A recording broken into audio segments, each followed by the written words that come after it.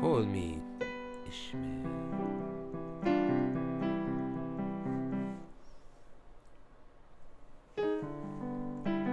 I like to have the top of my head, even though wouldn't mind having more hair, but I like to have this part of my head. Call me Ishmael. Several years ago. Never mind precisely. I thought it about time to see the watery parts of the world.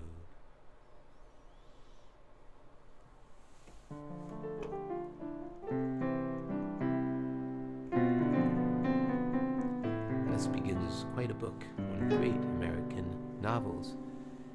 And most people don't realize that the ship, the Pequod,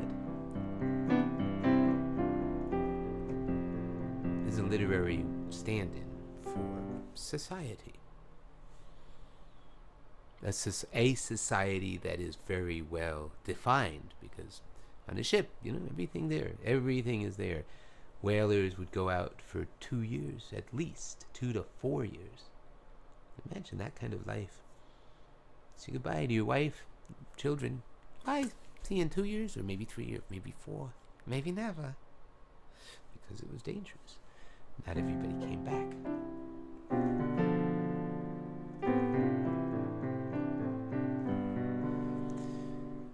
But, it's a tale about how people are willing to follow a crazy idea. A crazy idea. Captain Ahab got what he says dismasted. A ship, when it gets dismasted, that means the whole thing, I can't do nothing.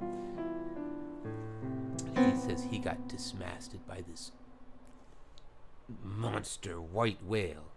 You know what the thing about Moby Dick that was different from other whales? Is that other whales would go, being chased, would dive, and then completely predictably, they'd just swim straight and up. And so they could follow these whales that would go down. They'd follow them for days, and the whales would realize they're being followed, and they'd keep swimming. And this is one of their problems. They are not very flexible of mind. They don't think. They don't have a strategic idea. All they're doing is getting the hell away from this big ship that's bigger than they are. And they might already have some harpoons in them, which is rather unpleasant. You think of having a harpoon in your back with this barb that holds it in.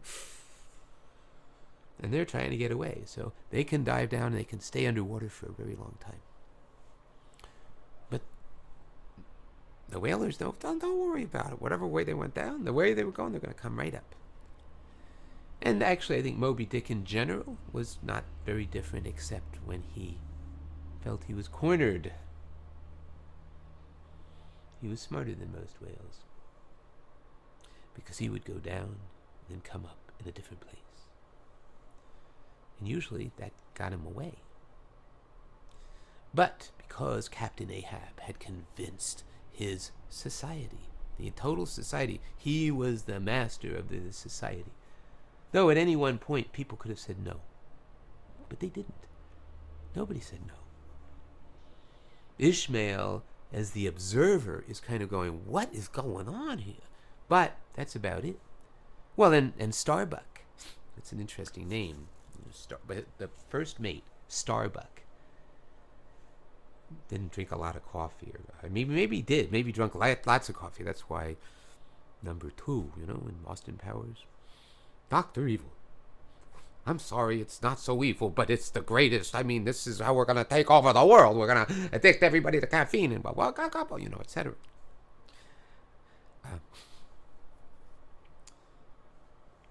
But anyway, Captain Ahab had this thing, this maniacal drive, because he lost. Not only did he lose his leg, what happened was he got between the whale and a rope, one of the harpoon lines, and that rope just dug all the way from his one side, I forget which side of his forehead, but down his face, down here, and then all the way down his leg, because he was completely under it, the whole thing.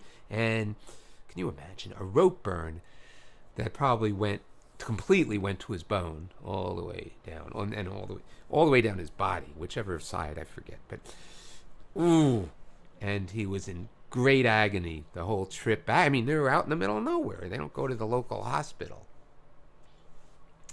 And he was, in agony for weeks, delirious. They were giving him opium and stuff. And he'd be screaming. And finally he got over it. But then he decided that he wasn't going to die without killing that.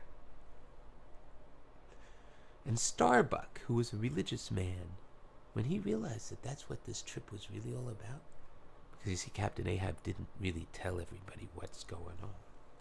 In fact, he smuggled in a crew, his own crew of like 3 or 4 really good harpooneers, and like from different parts of the world, like the greatest tall African guy named Dagu, and an Indian guy that's like a Parsi, somebody. Just these were very kind of accomplished, hardcore people. He found them; they were the best, and he put together this crew, and he told them, and he had them stow away, so they didn't come out for people to see until he decided to let it be known what this trip was really all about. Now Starbuck, again, he was the first mate, and he was a religious man, and his first reaction was, how could you do this? How could you be mad at a dumb brute who was just defending himself? But Captain Ahab was, and he had a monomaniacal, meaning one thing. He's gonna do just one thing, no matter what. And he took down the entire ship, pursuing this maniacal dream. Herman Melville was talking about things that really do happen. He published the book in 1851, not all that long before the Civil War. I don't know how much he was thinking about the Civil War. Obviously it was before it happened, but in the 1850s there was already a lot of talk about the slave issue. And what people don't understand, it wasn't about slavery. The Civil War was not about ending slavery. Not at all. It was about who was going to control the West.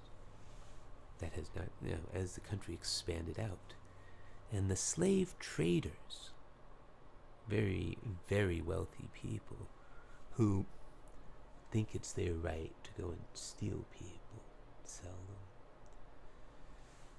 well, had a bit of a problem, a standard problem with slavery, the slave trade. And in America was the greatest slave trader nation ever.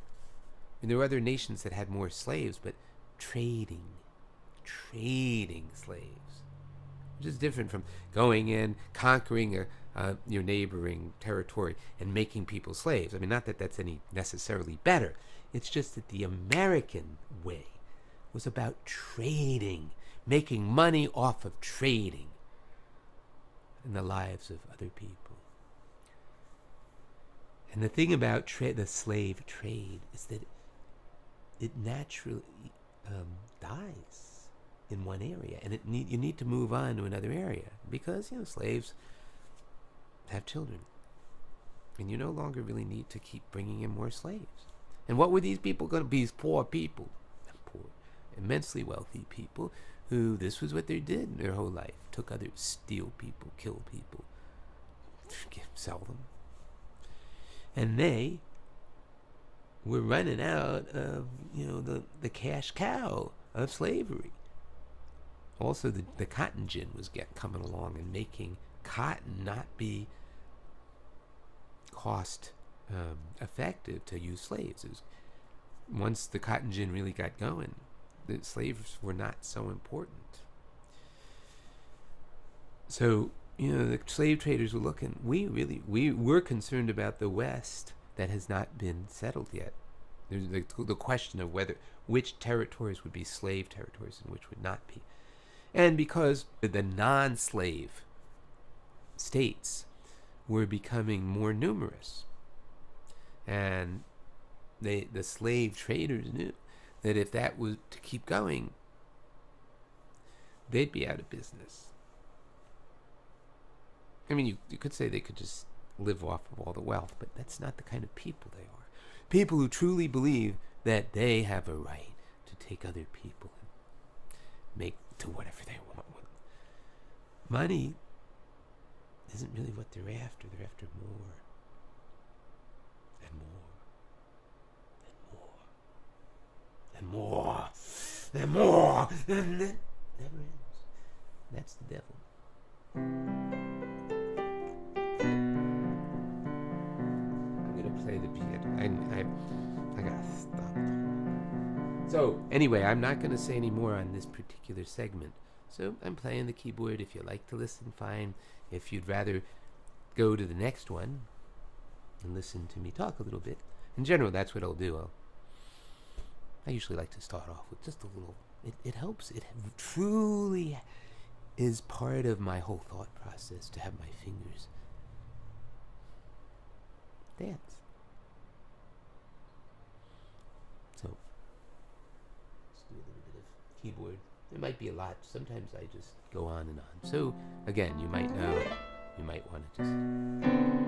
You don't have to worry about there being anything more for me to say. In fact, I'm going to turn off the microphone, which is good because you can hear when I do something like that.